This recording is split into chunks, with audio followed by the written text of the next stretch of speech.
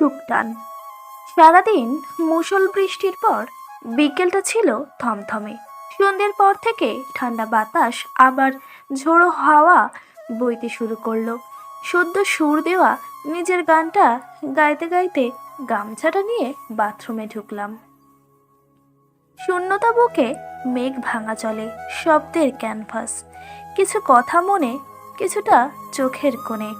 একলা থাকার অভ্যাস, গিটারের তারে কড়া নাড়ে বারে বারে, হারানো সুর। মুক্তি দিয়েছি পাখি হৃৎপিঞ্জরে, বেকসুর।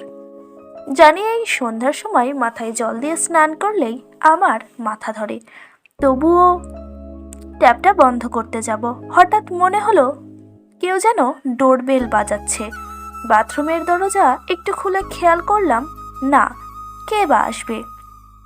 মুক্তি দিয়েছি পাখি হৃৎপিঞ্জরে, বেকসুর।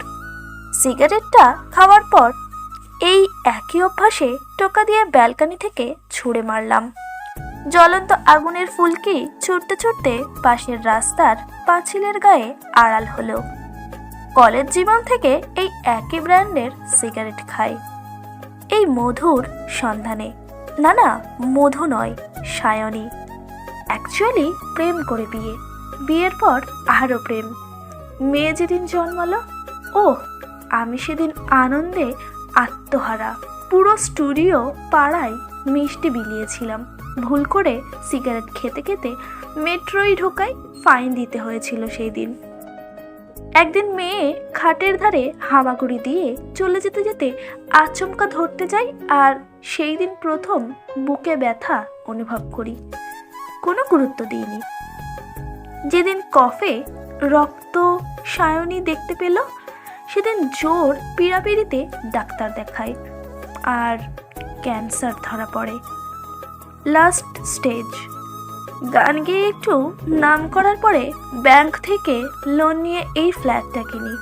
প্রেম করে বিয়ে করলেও সায়নী বরাবরই ফ্যামিলিয়ার। বাবা মাকে নিয়েই সারাদিন ওর ওঠা বসা এই ফ্ল্যাটে। সেই যে কারেন্ট গেছে, আসার নামই করছে না। এদিকে আবার বৃষ্টি শুরু হয়ে গিয়েছে। ঝমঝম বৃষ্টির আওয়াজে সাথে গোটা ঘর অন্ধকার, যদিও এখন অন্ধকারই আমার বেশি ভালো লাগে। হঠাৎ জোর ঝড়ের ঝাপটায় জানালার পাল্লাটা খুলে গেল, আর বাতাসে দেওয়ালে টাঙানো আমার ফটোটা খুলে পড়ে গেল। ফটোতে টাঙানো ফুলের মালা কবে শুকিয়ে গেছে।